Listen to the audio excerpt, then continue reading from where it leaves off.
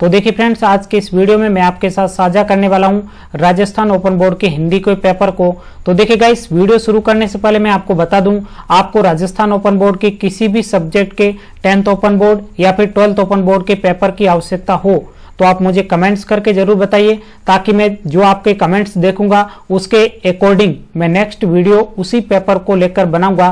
तो आप कमेंट्स करके मुझे बता देना कि सर मुझे इस सब्जेक्ट के पेपर की आवश्यकता है, आप सर जल्दी से पेपर अपलोड करिए, तो मैं आपके उस सब्जेक्ट के पेपर को जल्दी से अपलोड कर दूंगा। तो गाइस देखिए, आज हिंदी के पेपर को मैं आपके साथ डिस्कस करने वाला हूं। हिंदी के पेपर को आप देखोगे तो आपको अच्छे अंक हिंदी के पेपर में आने वाले हैं, क्योंकि अब आपके पास एग्जाम ज्यादा दूर नहीं बचा है। तो आपको एक बार पेपर अच्छे से देख लेना चाहिए कि कितने बड़े अंकों के प्रश्न पूछे जाते हैं, पहली बात। दूसरी बात, आपको यह भी पता चलेगा इसमें निबंधात्मक प्रश्न कितने नंबर का आता है और कितने निबंधात्मक प्रश्न आते हैं, साथ ही कितने बड़े अंकों के प्रश्न आते हैं, कितने छोटे अंकों के प्रश्न आते हैं। ये पूरी जानकारी एक आपको पेपर देखने पर ही मिलती है। तो जो भी आपने सब्जेक्ट लिए हो 10th ओपन बोर्ड में या फिर 12th ओपन बोर्ड में, उन सभी सब्जेक्टों के आपको एग्जाम देने जाने से पहले उन सभी के पेपरों को आपको अवश्य देखना चाहिए, ताकि आपको पूरी जानकारी मिल जाती है कि ओपन बोर्ड में कितने अंकों के पेपर होता है और उसमें पास होने के लिए कितने नंबरों की आवश्यकता होती है। ये जानकारी आपको एक पेपर देखने पर ही मिलती है।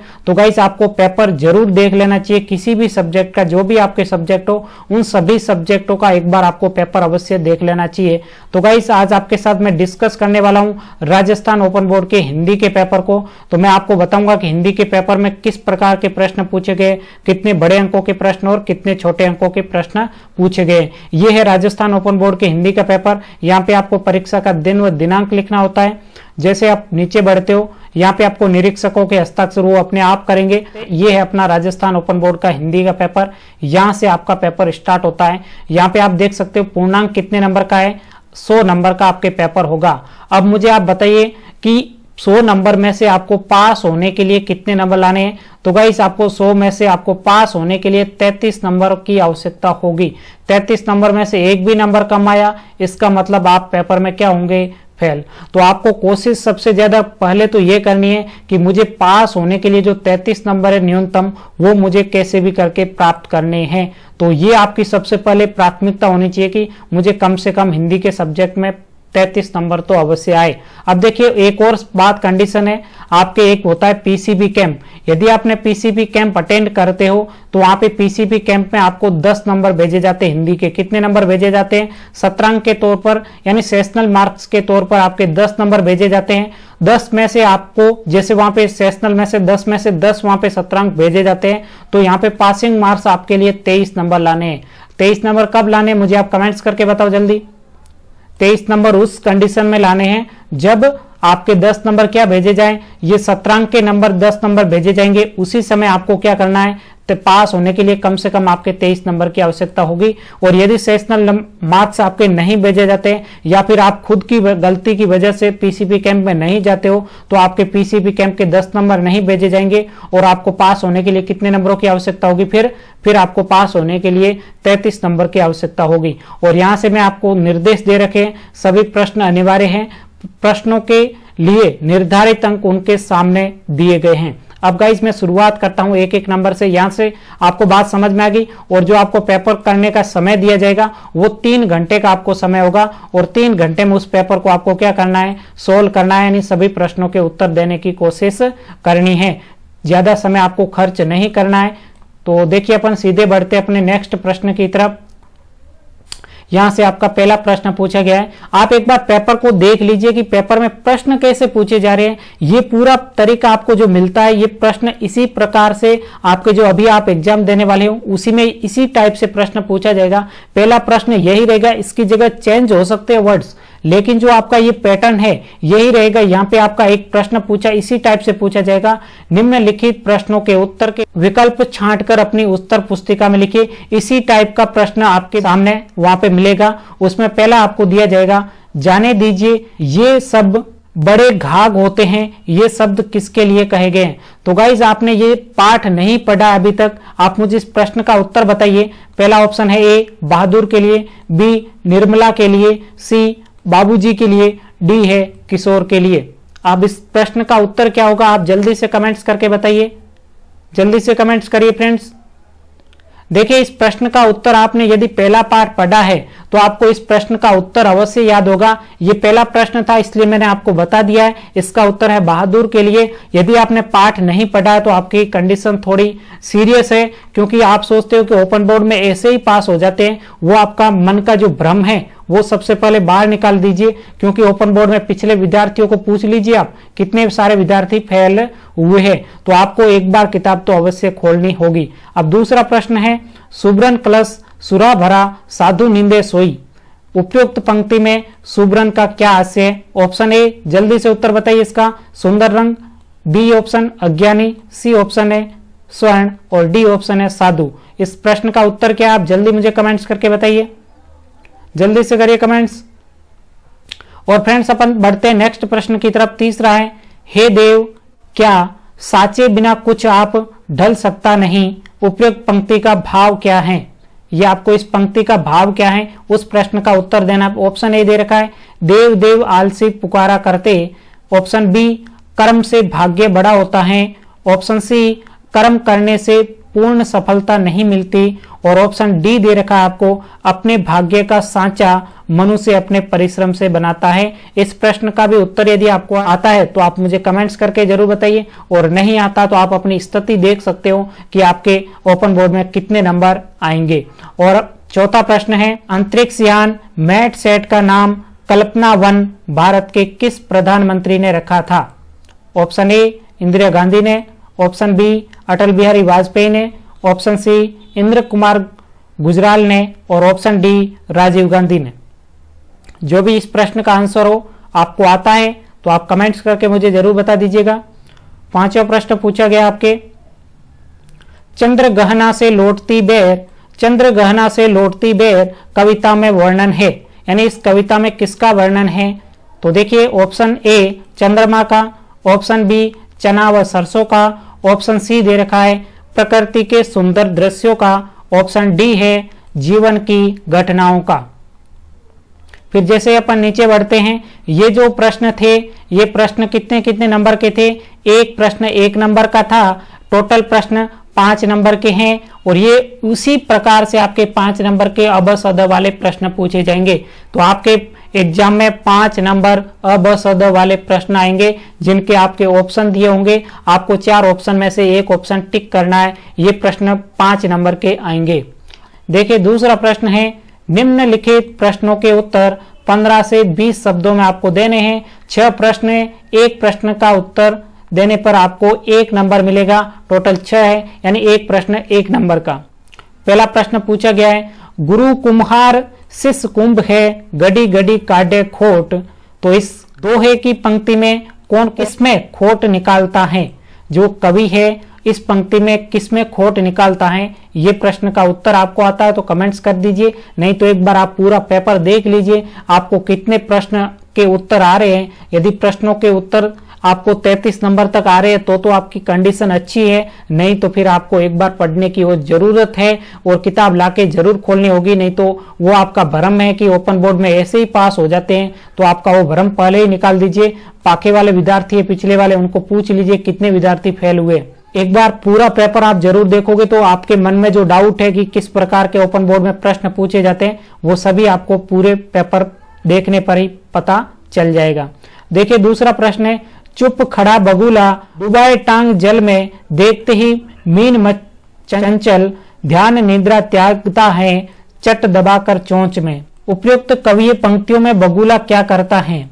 जो ऊपर दे गई है कविता, इस प्रकार कवि की पंक्तियां दे रखी है, इसमें बगुला क्या करता है, जो बगुला है वो क्या करता है।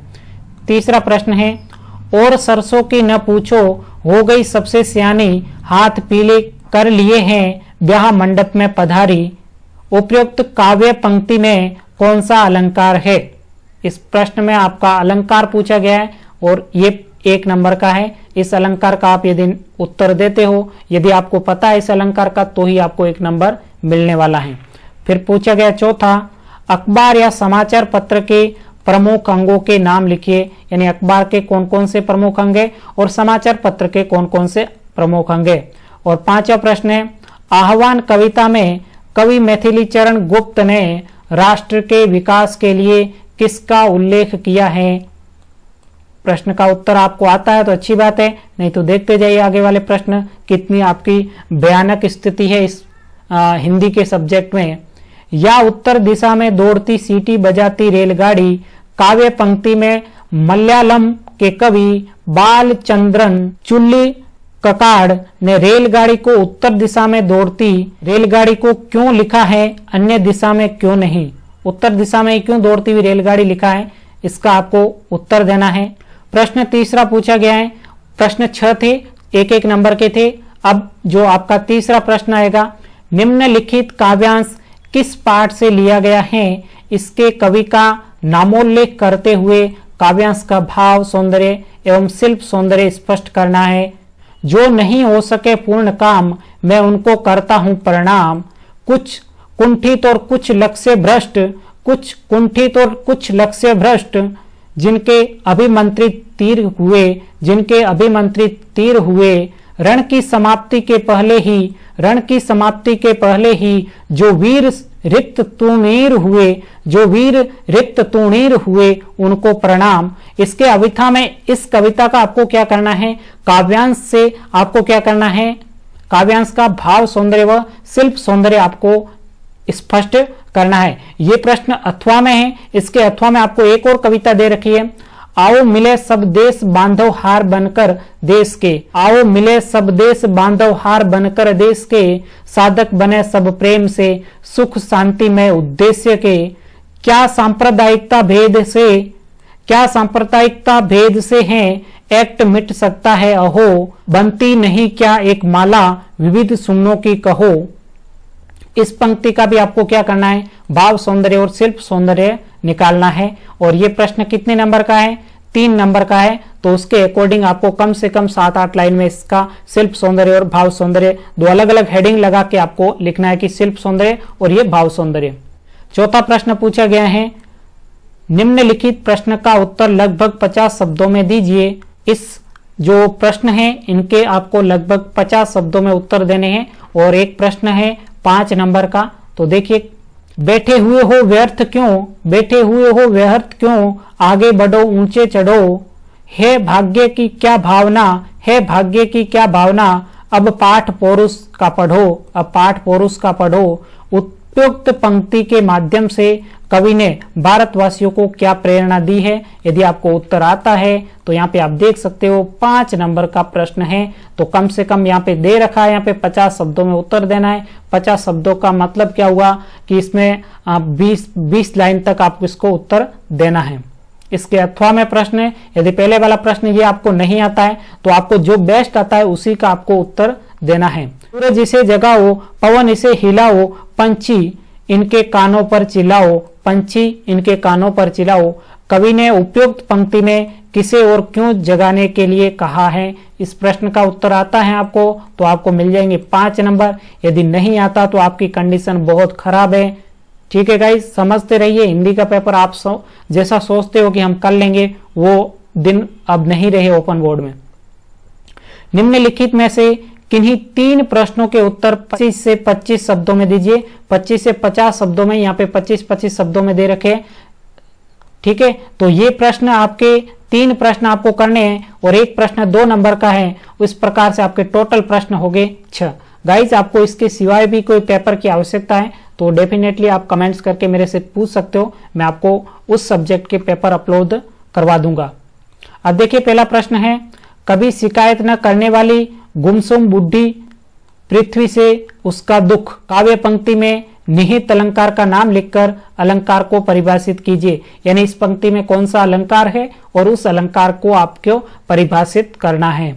दूसरा प्रश्न पूछा गया है, दूर व्यापारिक नगर से प्रेम की प्रिय भूमि उपजाऊ अधिक है।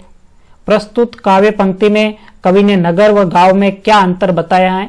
इस प्रश्न का उत्तर आता। ठीक है, टोटल 6 प्रश्न है, 6 में से आपको 3 चूज करने हैं। तीसरा पूछा गया है, कवि वृंद के अनुसार आदमी की आंखें हित व अहित की बातें कैसी बता देती हैं। और चौथा है, रहीम जी के अनुसार कौन कौन सी चीजें छुपाए नहीं छुपती। इस प्रश्न का, यानी जो ये 6 प्रश्न थे, एक प्रश्न 6 में से आपको 3 चूज करने थे और एक प्रश्न 2 नंबर का था। फिर जैसे अपन नीचे बढ़ते, छठा प्रश्न, निम्नलिखित प्रश्नों के उत्तर दिए गए विकल्पों में से छांटकर अपनी उत्तर पुस्तिका में लिखिए। 6 प्रश्न है, 1 नंबर का 1 प्रश्न है। तो पहला प्रश्न है, गुल्लू नामक रेखा चित्र में लेखिका के किस चरित्र का ज्ञान होता है? ऑप्शन ए मनुष्य जीवन का, ऑप्शन बी गिलहरी के आचरण का, ऑप्शन सी कोए की चालाकी का और ऑप्शन डी लेखिका का पशु पक्षियों के प्रति प्रेम। छठे का दूसरा प्रश्न, क्रिस्ट हेल्ड एवं मदर टेरेसा का एक साथ कार्य करना इस बात का द्योतक है कि ऑप्शन ए किस बात का द्योतक है? ठीक है, पहला प्रश्न ऑप्शन दे रखा है, त्याग, तपस्वी, निस्वार्थ, सेवाभावी लोग सभी देशों में होते हैं। दूसरा ऑप्शन है, सभी जगह नर्सिंग होम एक समान होते हैं। ऑप्शन सी, महिलाएं अच्छी सेवाभावी होती हैं और ऑप्शन डी है, रोगियों की सेवा सब जगह होती है। और तीसरा प्रश्न है, इलेक्ट्रॉनिक अखबार की मुख्य विशेषता है।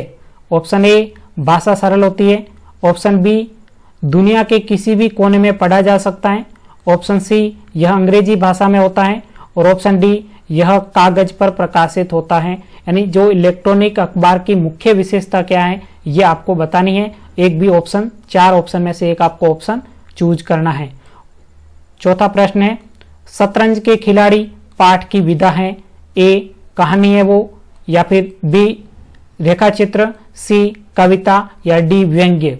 यानी जो शतरंज के खिलाड़ी पाठ की विधा क्या है, कहानी है, रेखा चित्र है, कविता है या व्यंग्य है। 1 नंबर का प्रश्न है, यदि आपको आता है तो 1 नंबर मिल जाएगा। प्रश्न 5वां, कल्पना चावला अंतरिक्ष में अमेरिका के किस यान से गई थी? यानी जो कल्पना चावला भारत की थी वो अंतरिक्ष में अमेरिका के किस यान से गई थी? ऑप्शन ए आर्यभट्ट से, ऑप्शन बी C1U से, ऑप्शन सी कोलंबिया से, ऑप्शन डी कोलोराडो यान से। प्रश्न 4, बहादुर कहानी है एक सेठ की है बहादुर कहानी, या फिर एक राहगीर की है, या एक घरेलू नौकर की है, या एक गरीब परिवार की है? जिसकी भी कहानी है वो आपको पता होना चाहिए। और प्रश्न है 7वां, निम्नलिखित गद्यांश को ध्यानपूर्वक पढ़कर पूछे गए प्रश्नों के उत्तर दीजिए। तो इसमें 3 प्रश्न है, 1 + 2 + 2, यानी एक प्रश्न पहला 1 नंबर का और दूसरा और तीसरा प्रश्न होगा वो 2-2 नंबर के होंगे और टोटल गद्यांश 5 नंबर का पूछा जाता है। तो देखिए मैं गद्यांश पढ़ के सुना देता हूं, फिर मैं बता दूंगा कि इसमें से प्रश्न कैसे आए। इधर देश की राजनीति दशा भयंकर होती जा रही थी, कंपनी की फौजें लखनऊ की तरफ बढ़ी चली आती थी, शहर में हलचल मची हुई थी, लोग बाल बच्चों को लेकर देहात में भाग रहे थे, पर हमारे दोनों खिलाड़ियों को इसकी जरा भी फिक्र न थी। वे घर से आते तो गलियों से होकर हजारों रुपए सालाना की जागीरी मुफ्त ही हजम करना चाहते थे। उपयुक्त गद्यांश के पाठ एवं लेखक का नाम लिखिए। यानी इस प्रश्न का उत्तर आपको आता है तो 1 नंबर मिलेगा और ये 2 प्रश्न हैं, 2-2 नंबर के हैं। लोग बाल बच्चों को लेकर कहां और क्यों भाग रहे थे, और ऑप्शन सी है दोनों खिलाड़ियों को क्या डर था। ये जो 3 प्रश्न पूछे गए, पहला प्रश्न 1 नंबर का और दोनों प्रश्न जो है वो 2-2 नंबर के हैं। और इसके अथवा में भी आपका एक और गद्यांश आया हुआ है। यदि पहले गद्यांश के आपके उत्तर याद नहीं है तो आपको दूसरे गद्यांश के उत्तर देख लेने हैं। देखिए दूसरा गद्यांश है, महंत तो बच्चा ऐसी नगरी में रहना उचित नहीं है जहां टके शेर भाजी और टके शेर खाजा हो। सो बच्चा चलो यहाँ से, ऐसी अंधेर नगरी में 1000 मन मिठाई मुफ्त मिले तो किस काम की, एक क्षण नहीं रहना। गोरबंददास गुरुजी, ऐसा तो संसार भर में कोई देश नहीं है 2 पैसा पास रहने ही से मजे से पेट में भरता है। मैं तो इस नगरी को छोड़कर नहीं जाऊंगा। थोड़ा स्पष्ट दिखाई नहीं दे रहा है। अब जैसे इसके पहला प्रश्न पूछा गया इस गद्यांश से, उपयुक्त गद्यांश के पाठ एवं लेखक का नाम लिखिए। यानी इस जो गद्यांश है इसके पाठ एवं लेखक का आपको नाम बताना है तो आपको 1 नंबर मिलेगा। और जो शेष वाले 2 प्रश्न है ये 2-2 नंबर के हैं, टोटल 4 नंबर के, यानी पूरा गद्यांश 5 नंबर का पूछा गया है। तो बच्चा नगरी से क्यों नहीं जाना चाहता था, और 3 नंबर ऑप्शन है, यहां एक क्षण नहीं रहना ऐसा महंत को क्यों कहा है। और 8वां प्रश्न पूछा गया है, निम्नलिखित प्रश्नों के उत्तर संक्षिप्त में दीजिए। 7 प्रश्न है, एक प्रश्न 1 नंबर का है। तो पहला प्रश्न पूछा गया है, बहादुर अपना घर छोड़कर क्यों भाग जाता है? बहादुर अपना घर छोड़कर क्यों भाग जाता है? पहला प्रश्न पहले ही पार्ट से। दूसरा है, लेखिका ने कोबो को एक विचित्र प्राणी क्यों कहा?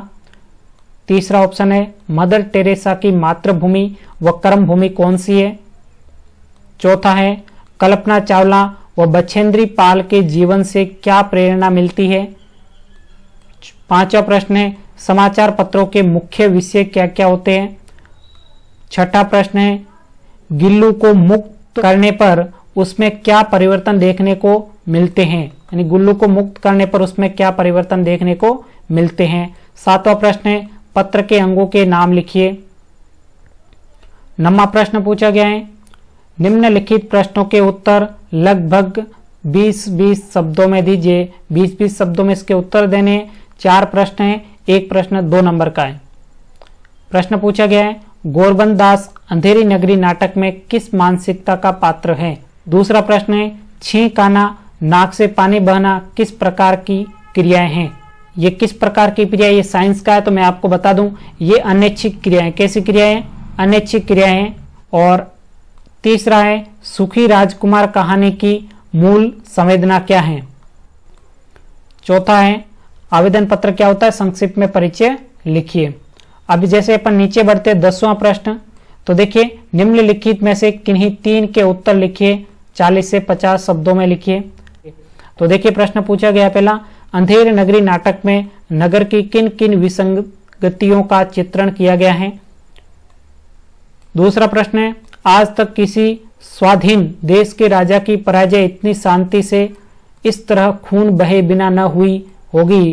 प्रस्तुत कथन किसके संदर्भ में क्यों कहा गया है? तीसरा प्रश्न है, लेखक ने हमारी शारीरिक संरचना को कुछ कुछ किले जैसी संरचना क्यों कहा है? चौथा प्रश्न है, साक्षात्कार एवं विज्ञापन में अंतर स्पष्ट करिए। इन 4 प्रश्नों में से आपको 3 प्रश्न सेलेक्ट करके करने हैं। और 11वां प्रश्न पूछा गया है, निम्नलिखित अपठित गद्यांश को ध्यानपूर्वक पढ़कर पूछे गए प्रश्नों के उत्तर लिखिए। यानी जो ये अपठित गद्यांश है आपके पहले पढ़ा हुआ नहीं है, किताब का नहीं है ये गद्यांश। 5 प्रश्न पूछे गए, 5 एक प्रश्न 1 नंबर का। अब देखिए इसमें क्या है, मैं पढ़ के पूरा गद्यांश आपको सुना देता हूं। धन संग्रह के लिए इंग्लैंड के उपरांत वे अमेरिका आई। यहाँ उन्होंने देखा कि ईसाई मिशनरियों द्वारा भारत की झूठी व घृणित तस्वीर प्रस्तुत की जा रही थी। विशेषकर भारतीय महिलाओं की दुरावस्था पर उन्होंने तुरंत इसका प्रतिकार आरंभ किया और New York, Chicago, Jackson, Detroit, Boston आदि अनेक स्थानों पर भारतीय नारी का सही चित्र रखा। वे भारतीय महिलाओं का सरल स्वभाव, हृदय की पवित्रता, उनकी निष्ठा, सच्चाई के चित्र खींचती। वे अपने अभियान में सफल रही। प्रश्न पूछे गए इससे। पहला प्रश्न है, ईसाई मिशनरियों द्वारा भारत की कैसी तस्वीर प्रस्तुत की जा रही थी? बिल्कुल सरल प्रश्न उत्तर है। प्रस्तुत गद्यांश किस देश के संदर्भ में लिखा गया है? ये भारत देश के संदर्भ में लिखा गया गद्यांश। अभी आपने पढ़ा हो तो ध्यान से। भारतीय महिलाओं की क्या विशेषताएं हैं? और चौथा प्रश्न पूछा गया है, किस किस शहर में भारतीय नारी का सत्य प्रस्तुत है? यानी किस किस शहर में भारतीय नारी का सत्य प्रस्तुत है? और 5वां प्रश्न पूछा गया, वे धन संग्रह के लिए कौन कौन से देश में गई? वे धन संग्रह के लिए कौन कौन से देश में गई? और यहाँ पे 12वां प्रश्न पूछा गया आपके, निम्नलिखित अपठित काव्यांश को ध्यानपूर्वक पढ़कर पूछे गए प्रश्नों के उत्तर दीजिए। जिसमें दधीची दानी हरिचंद कर्ण से थे, सब लोग का हितैषी वह देश कौन सा है? वाल्मीकि व्यास ऐसे जिनमें महान कवि थे, श्री कालिदास वाला वह देश कौन सा है? निष्पक्ष न्यायकारी जन जो पढ़े लिखे हैं वे सब बता सकेंगे वह देश कौन सा है? कोटि कोटि भाई सेवक सपूत जिसके भारत सिवाय दूजा वह देश कौन सा है? यानी जो आपके सामने ये काव्यांश प्रस्तुत किया गया है, इस काव्यांश को आपको 2 बार पढ़ना होगा एग्जाम के समय और उसके बाद में प्रश्नों के उत्तर आपको देने होते हैं। देखिए पहला प्रश्न इससे पूछा गया है, भारत में लोक हितैषी कौन कौन हुए। दूसरा प्रश्न, भारत के महान कवियों के नाम लिखिए। तीसरा प्रश्न, भारत के सेवक कितने बताए गए हैं। चौथा प्रश्न, पढ़े लिखे लोग कैसे होते हैं। और पांचवा प्रश्न पूछा गया है, प्रस्तुत काव्यांश किस देश के बारे में है। अब देखिए 13वां प्रश्न भी आपके 5 नंबर का है। कितने नंबर का है, 5 नंबर का है। इसमें क्या करना है आपको बता दूं मैं, निम्नलिखित गद्यांश का सार लगभग 1/3 शब्दों में लिखिए। यानी जो ये पूरा गद्यांश है इसमें से आपको जो बातें अच्छी लगती है छांट छांट के 3-4 लाइनें, जो ये 6-7 लाइनें हैं तो आपको कम से कम 7 लाइनें लिखनी है इसके, इसी गद्यांश में से छाट के। जो ये गद्यांश आपके सामने दिख रहा है ना, इसी गद्यांश में से आपको छाट के 4-5 लाइनें लिखनी है, सार लिखना है। यानी इसमें मेन क्या क्या बातें गई हैं। इतिहास में ऐसी घटनाएं कम ही देखी गई हैं। कालचक्र के रथ को इस प्रकार मोड़ देना गुरुजी की ही करामात थी। इतिहास का पंडित इसका कारण नहीं खोज पाता, वह अनुमान और अटकल का सहारा लेता है, परंतु कारण स्पष्ट है। वे कालातीत अर्थात काल तत्व के संस्थापक थे। वे उस दुनिया में विचरते थे जहां काल स्तब्ध है, वह अकाल पुरुष का लोक है। उसके इंगित से ही सीमाबद्ध काल रूप ग्रहण करता है। इसको आपको 3 शब्दों का सारांश लिखना है। मेन क्या क्या बातें कही गई है वो लिखनी है। 5 नंबर का है तो कम से कम अच्छी लाइन है, छांट के आपको लिखना है। यदि कुछ भी नहीं आता तो कोई बात नहीं, सीधा ये गद्यांश पहली लाइन छोड़ के उतार देना पूरा। अपने मित्र हरप्रीत को स्काउट में राष्ट्रपति पुरस्कार मिलने पर बधाई पत्र लिखना है। आपको बधाई पत्र लिखना है, यानी एक पत्र लिखना है। यदि आपको पत्र लिखना नहीं आता है तो आप मुझे कमेंट्स करके बता देना, मैं इसका आपको पूरा पैटर्न बता दूंगा। क्योंकि एक पत्र 5 नंबर का आता है और पास होने के लिए आपको 33 में से 5 यदि यहाँ से आ जाते तो पीछे 28 नंबर शेष बचते हैं। यदि पत्र के अथवा में आपके पूछा गया है, स्वयं को माधोपुर निवासी राजीव मानकर प्रधानाचार्य राजकीय उच्च माध्यमिक विद्यालय मधोपुर में पुस्तकालय की सुचारू व्यवस्था हेतु एक प्रार्थना पत्र लिखना है। यहाँ पे आपको एक प्रार्थना पत्र लिखना है। यदि आपको पत्र आता है तो पत्र लिखिए, पत्र नहीं आता तो यहाँ पे आपको प्रार्थना पत्र लिखना है। ये टोटल 5 नंबर का है। निम्नलिखित प्रश्नों के उत्तर निर्देशानुसार दीजिए। ठीक है, ये पूरे व्याकरण के प्रश्न हैं। देखिए, परोपकार एवं इत्यादि शब्दों के संधि विच्छेद लिखना है। फिर पूछा गया बहुब्रीहि समास को परिभाषित करते हुए उदाहरण लिखिए। फिर तीसरा प्रश्न पूछा गया परित्यज्य व संस्कार दोनों में उपसर्ग लिखिए। चौथा प्रश्न पूछा गया माधुर्य व अपमानित शब्दों में प्रत्यय लिखिए। यानी इसमें प्रत्यय पूछा गया कौन कौन से प्रत्यय इसमें। उसके बाद में जो 5वां पूछा गया है स्वार्थ व पूर्ण शब्दों के विलोम शब्द लिखिए। और अगला प्रश्न पूछा गया आगे चलने वाला काव्यांश के लिए एक शब्द लिखिए। यानी जो आगे चलता है उसको अग्रणी बोलते हैं। इसका उत्तर था एक शब्द में क्या बोलते हैं, जो आगे चलता है उसको अग्रणी बोलते हैं। फिर जो 7वां प्रश्न है कोल्हू का बैल होना मुहावरे का अर्थ बताते हुए वाक्य में प्रयोग करिए। यानी जो कोल्हू का बैल होना इस मुहावरा है, इसके मुहावरे का अर्थ बताते हुए आपको क्या करना है, वाक्य में प्रयोग करना है। 7वां पूछा मेरे गांव में बहुत अनेक नीम के वृक्ष हैं, वाक्य को शुद्ध करके पुनः लिखिए। फिर जो 9वां प्रश्न पूछा गया है निम्नलिखित काव्यांश में विराम चिन्ह लगाइए। यानी विराम चिन्ह लगाने आपको इसमें। देखिए आगे क्या आया, तो प्रश्नवाचक तो पक्का ही आएगा। क्या रवि मुकेश सुरेंद्र आज परीक्षा में नहीं आए? कुछ नहीं करना है, प्रश्नवाचक पूछा गया है ये। 10वां पूछा गया है अजर अजीर शब्दों के अर्थ लिखिए। यानी शब्दों के अर्थ क्या है। और 16वां प्रश्न पूछा गया है निम्नलिखित में से किसी एक विषय पर लगभग 300 शब्दों में निबंध लिखना है। और निबंध पूछा गया आपके 10 नंबर का। कितने नंबर का? 10 नंबर का। कौन कौन से? 4 ऑप्शन है, किसी एक पर आपको निबंध लिखना है। मेले का एक दृश्य के बारे में आप लिख सकते हो, विद्यार्थी और अनुशासन, किलो गढ़ों का प्रदेश राजस्थान, बढ़ती शहरीकरण और समस्या। आपको इन चारों में से किसी एक ऑप्शन को चुनना है जिसके ऊपर आप ज्यादा से ज्यादा शब्दों में लिख सकते हो, जिसकी ज्यादा से ज्यादा व्याख्या कर सकते हो। मेले का तो मुझे लगता है आप आसानी से व्याख्या कर सकते हो। मेले में क्या होता है, किस प्रकार की दुकानें होती है, क्या क्या लोग आते हैं, कितने वहां पे दर्शक होते हैं, किस प्रकार के वहां पे सब इसके बारे में लिखना है। विद्यार्थी का अनुशासन क्या होता है उसके बारे में लिख सकते हो। विद्यार्थी क्या होता है इसके बारे में। किलों की बात करें तो राजस्थान में बहुत सारे किले हैं, जैसलमेर का किला, इस प्रकार के चित्तौड़गढ़ का किला, गढ़ों का सिरमौर हो जाएगा, इस प्रकार के बहुत सारे किले हैं, जोधपुर में किला है।